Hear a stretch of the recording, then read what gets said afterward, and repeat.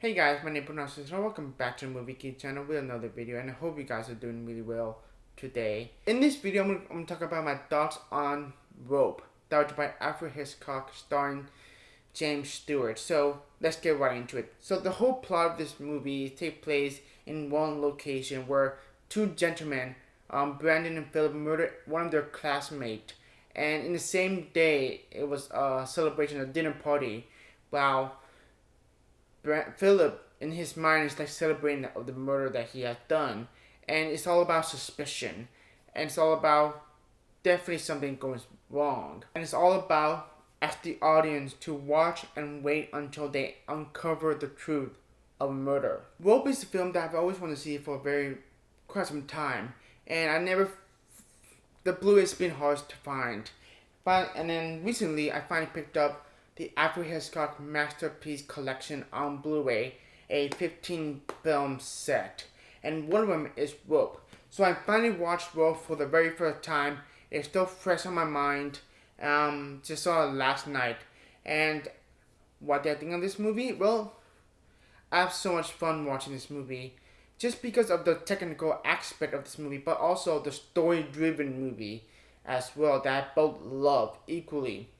Now, this film is very notorious of its one-take shots or one long-take film, but they use very clever with their editing techniques on this film, how they transition to a next scene, how it can make it feel the movie is still going, it's still moving throughout the whole entire runtime, how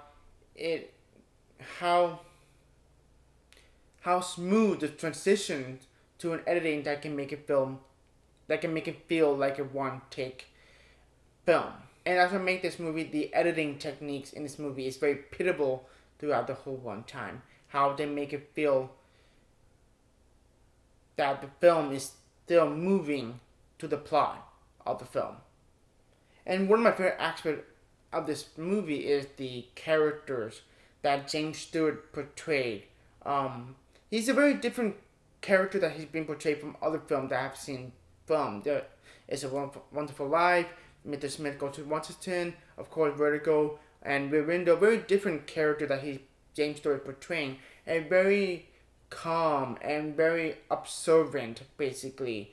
And he's the audience, basically, of the entire movie, of something goes wrong, something very suspicious of what is going on in the situation they are in, a dinner party, basically. The more I think about this movie, the more I actually love the movie. It's the dialogue. The dialogue is so rich and delicious, and I just ate up every scene that goes by. It's just, there's morals that they were talking, that they're having this discussion to the scene, and it just made me think, but at the same time, I just ate up every scene, basically, and just the dialogue is so rich, it's so realistic in a way that they're all human beings, but it takes place in one location. How they figured out where it doesn't feel in your face, it doesn't feel out of place. That every dialogue in this movie felt natural and real. And just because this movie takes place in one location, they're trying to keep up the pace, trying not to bore you, because this is just one location. And just the acting alone gives a praise. I forgot the actor's name, but the actor who played Philip and Brandon, the two main murderers, basically, in the movie. And one of the things of this movie is that from the get-go, Alfred Hitchcock is not wasting our time. The plot shows in the beginning of the movie why the murder just happened. Like, it's not a spoiler, but like, it's part of the beginning of the movie, and just it gets you there, and that's where we start the movie, and it just goes on. Never a dull moment in the movie, and just it keeps you there.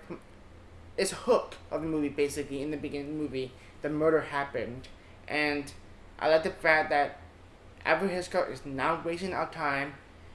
Let's get from the start, and let's move on to the plot and how we can go by as the audience watching the truth unfold in the end of the movie. And what I'm trying to say is the acting between the actors who played Brandon and Philip, it's wonderful. I just ate it up because so Philip, it's just two opposites of a coin from between Brandon and Philip. Philip is having a nervous breakdown the entire dinner. He's nervous. He's in a wreck. He's a mess in his mind. While Brandon, he's so calm. He's very victorious. Like he felt the glory that he did something that is very he's proud of. That's messed up, but it's like, but it's two opposites of a coin. It's just having a very awesome, how to say this, the camaraderie of each other. Like the dialogue is so rich between those two. Have a different point of view of what they have done, and it's just a great banter between those two. It's just I just ate up every scene they are in, how the dialogue is portrayed, and on the other hand, we have James Stewart. I believe who played the one of the former teachers. I believe, named Rupert, and he's very observant throughout the whole movie. He's very quiet and he's very laid back and chill. But something he felt that's very suspicious about why this and that and A to Z. And one of the great things about this film is the suspense that they use in the third act of the film, the climax. Possibly one of my favorite parts of the movie is the climax. And the confrontation between James Stewart and Philip and Brandon is just brilliant. The dialogue, I just ate up. The scenery and just the scene alone. Every frame of this film is it's like a painting. How there's three different characters and how they're standing. It's just that the climax is just excites you. It's gripping. It's like a felt of relief as the audience that finally the truth had been discovered by James Stewart, and how elevate the plot just go up and up and up, and how the suspense have been elevated by Philip and Brandon, the situation they're in, trying to hide it, but they knew. I mean, Philip knew that James Stewart had a suspicion going on, and what makes this film great is that it flows smoothly. There's never dull moment throughout the movie. The camera movement, the frame they use is just, it felt right. Every Hitchcock decision that were made in this movie felt right and needed, and just it's a brilliant filmmaking. On Rope. Rope could be possibly my top 5 favorite movie. I just love this setting because it's one location. I'm a sucker for a one location film because it adds an extra layer to the character depth in a one location. For example, 12 Angry Men take place in one location in a jury room, and it's all about characters and characters and characters.